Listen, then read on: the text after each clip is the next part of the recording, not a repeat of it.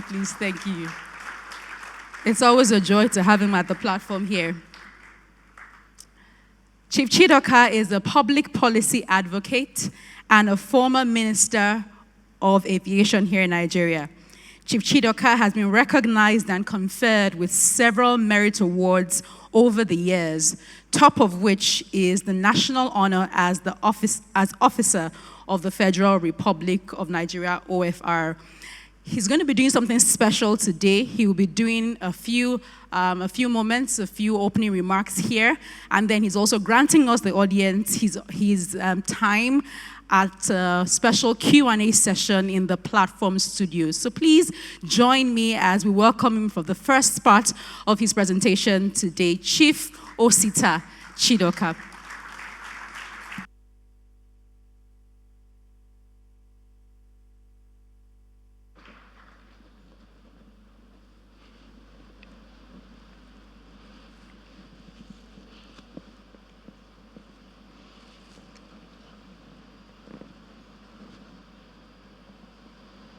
Good day, everybody. I want to start with a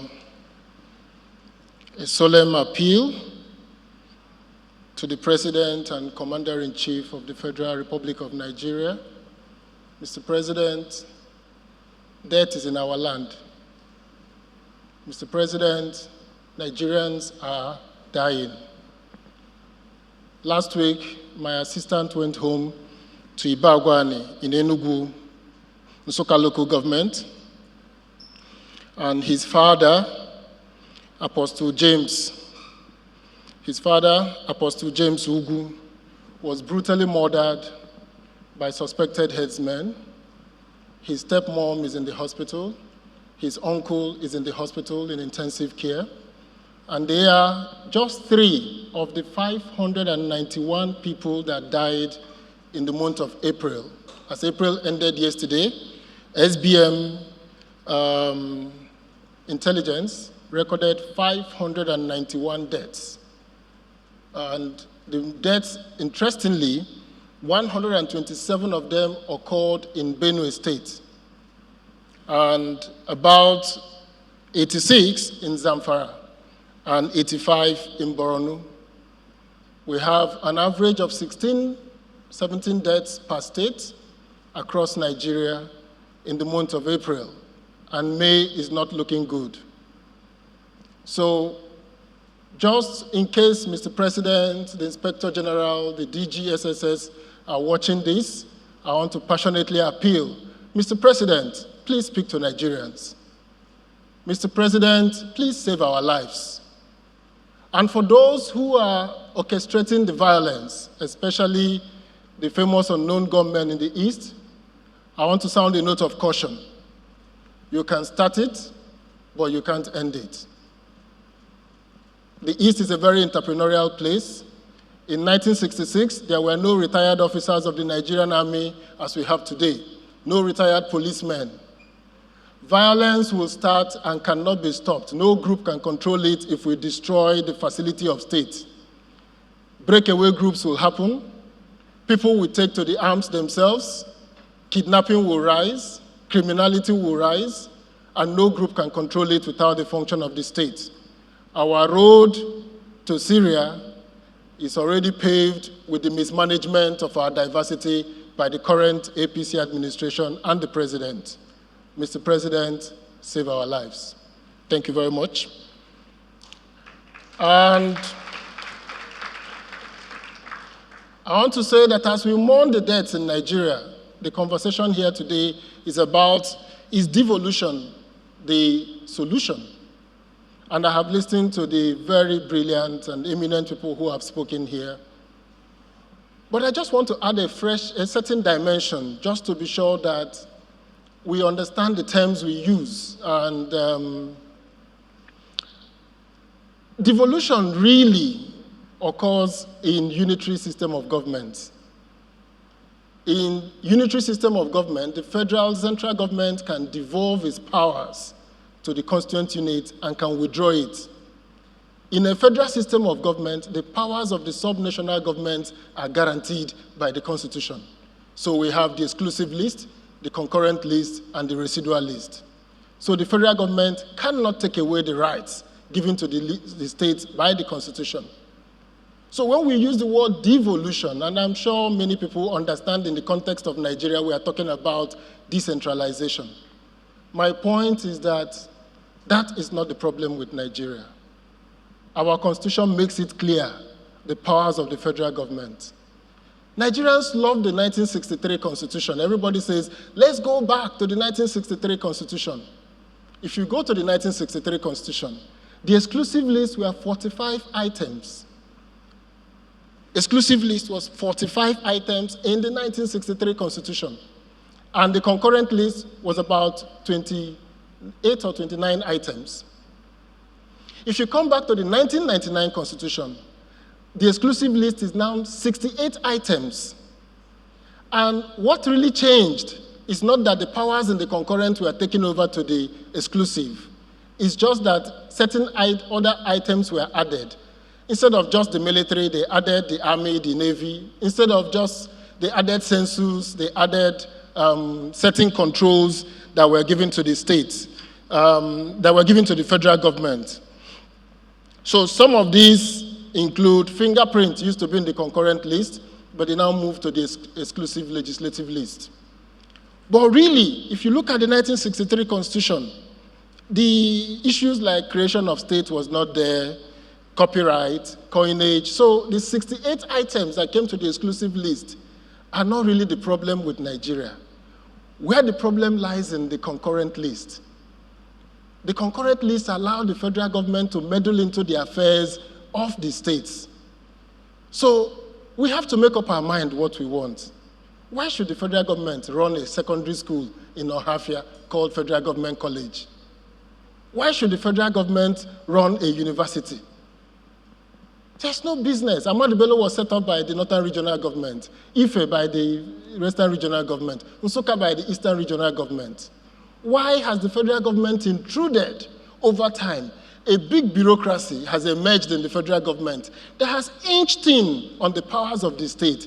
Those items that allow us to function as individuals decisions are now being taken in Abuja, including maintenance of federal highways. Why should the federal government do that?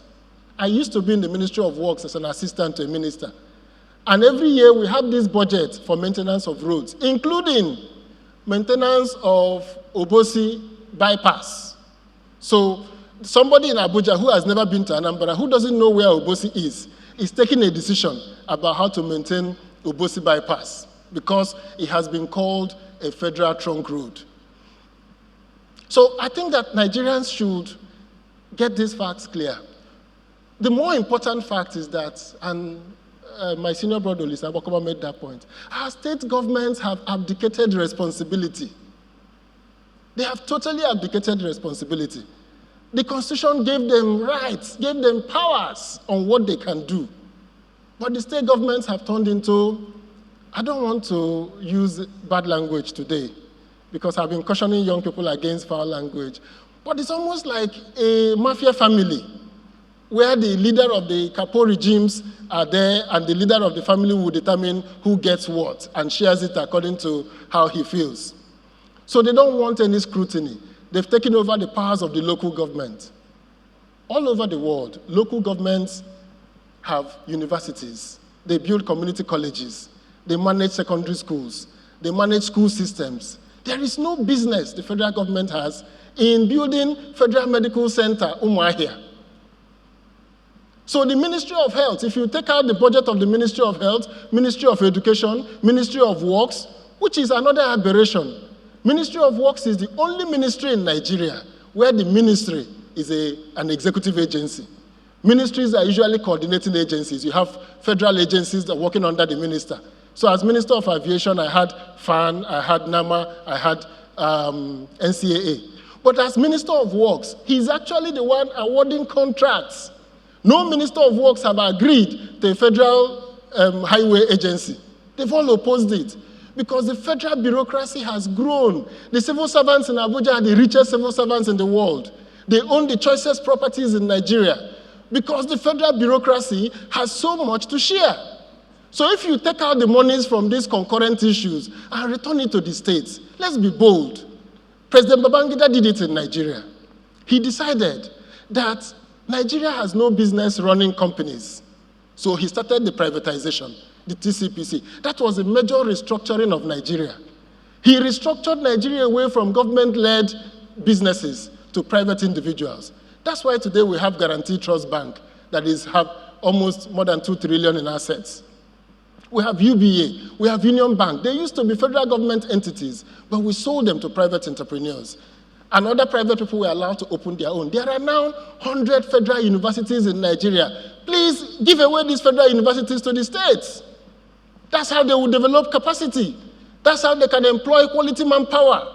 Return the money to where it is. The federal government has no business running the bureaucracy that is running in Abuja. And the state governments are busy frowning, asking, we want federal medical center in our place. We want university in our state. We want federal presence. Nobody gives you federal presence in your place. The federal presence is created by the states. So when we talk about devolution, we have constitutionally guaranteed powers of the federal government and states. One of the areas of confusion is on the births and death registry. It is in the exclusive list and it is in the residual list in the local government functions. But let us take that function, births and death registry. Who knows of any local government here that has a digital platform to register death or birth? This is a function that is delegated, that is constitutionally guaranteed for local governments.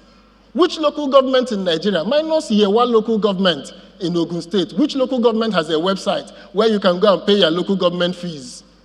Which local government have a website where you can see the budget of the local government or the expenditure from the local government? This is just a scam. There is no such thing as devolution. It's a scam. The people quarreling with Nigeria who talks about 1963 constitution, I keep reminding them, in the 1964 election, the Eastern region, boycotted the election. 54 seats were in question, Lagos and East, because in the West, Action Group couldn't mobilize a boycott. So Akintola's party, the NDDP, won most of the seats in the West.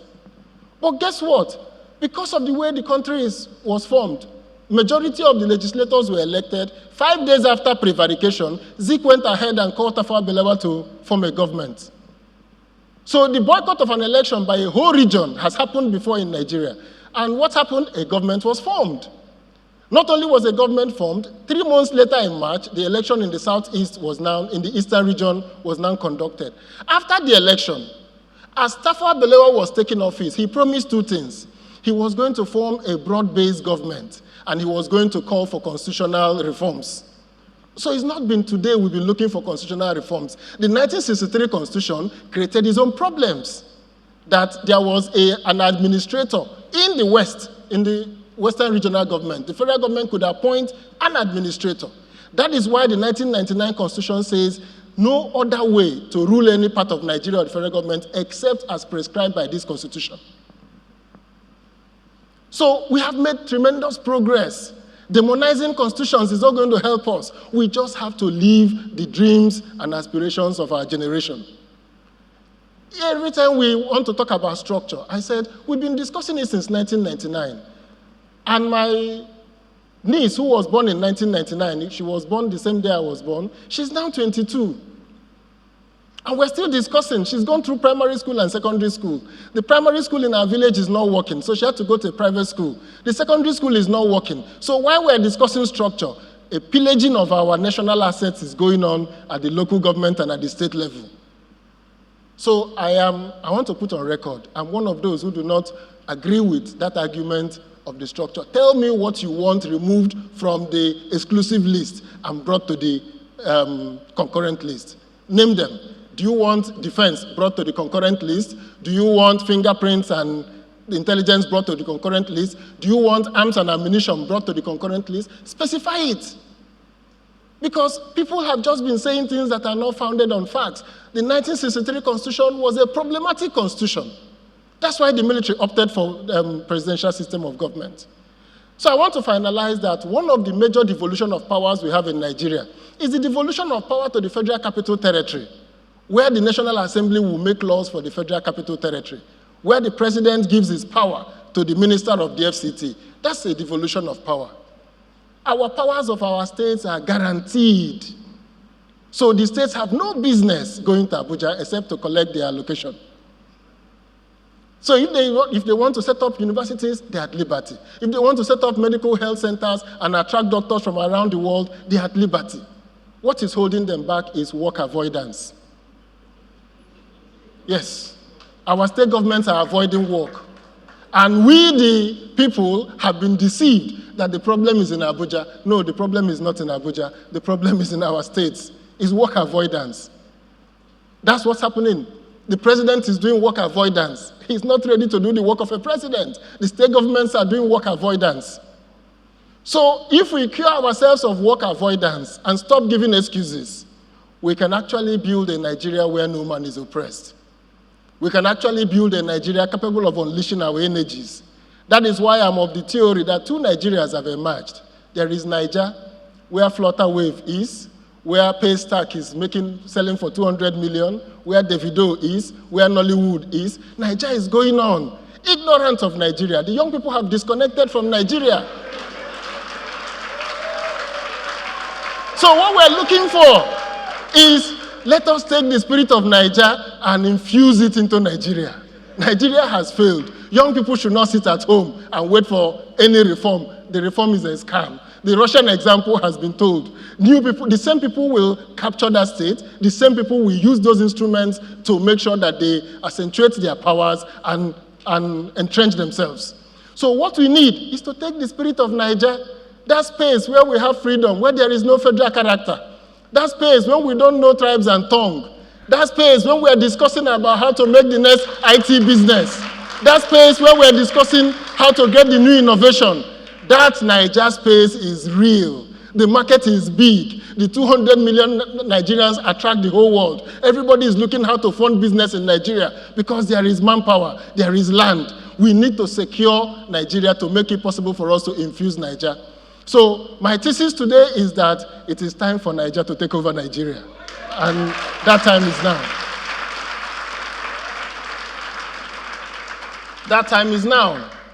So if anybody comes to tell you about the structure, I tell them, well, structural issues are important, but culture is more important. Culture is more important than structure. That's what President Trump taught us in America. Despite all the structures, a culture of white supremacy reared its head in the United States. A culture of storming the of the Congress, where people went to the Congress to storm the Congress, something that is unimaginable, unthinkable to any American, happened in the United States of America. That is the way I tell you that culture is superior to structure. The Black Lives Movement have been able to push the world to listen to the story of the black people, and we have seen a government in America that reflects the diversity of America. We want a government that reflects the diversity of Nigeria. The average age of Nigerians is 18. And what is the average age of our cabinet? Our cabinet does not reflect Nigeria. They cannot understand Paystack. They cannot understand Flutter Wave. They cannot understand Kobo 360. They don't know how to tax them. The tax authorities are taxing their revenues because they think that all the money received by Kobo 360 is revenue. No, it is money they are receiving as an aggregator. So we need young people like you to be the chairman of the FIRS. That's what we need. We need people who understand that importing materials into Nigeria. I have a young friend who imports raw materials to make office staple equipment like sellotapes. He pays 10% on the HS code to import the raw materials. He employs 28 people to build these things in his factory. But the Indians and the Chinese in Nigeria are importing finished products and paying 10%, same 10% on the importation. And what do? They stock up Nigeria and then supply Benin Republic and then supply all the other parts of Africa because there is no incentive for the Nigerian. We should do away with the HS code, with that tariff on importing raw materials so that we can create jobs in Nigeria. But they don't understand it. We can't help them. The president cannot understand it. The APC government does not understand it. They are too old to understand it. What they understand is borrowing money from the central bank. So we need to unlock Niger.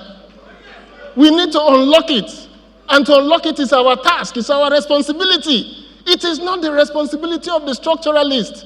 They are deceiving us to make us keep looking at that day when we will change our constitution and El Dorado will come. No, they are planning how they will take over in that new El Dorado. They are not planning for me and you. So the time is now for us to unlock Nigeria, for us to bring about that change that reflects the diversity of Nigeria, the beauty of our country, the consensus we've reached, the federal character principle we brought to take the North along with us when they said they had no manpower for independence. When they said their people cannot get to university, we made them educationally disadvantaged states.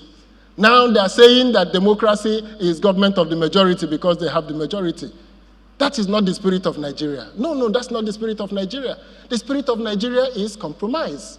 Because there is nowhere in the world today where multi-ethnic nations are living together. It's becoming out of style. People are breaking. But the only multi-ethnic societies like the United Kingdom and Switzerland that live together by consensus.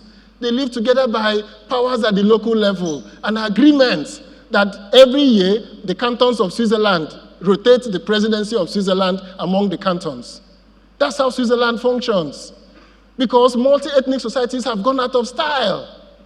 But Nigeria is an example that can possibly work. But if we don't, and I say it seriously, if we don't unlock Nigeria now and put in place that structure of compromise, then I fear for the future of the country. Thank you very much.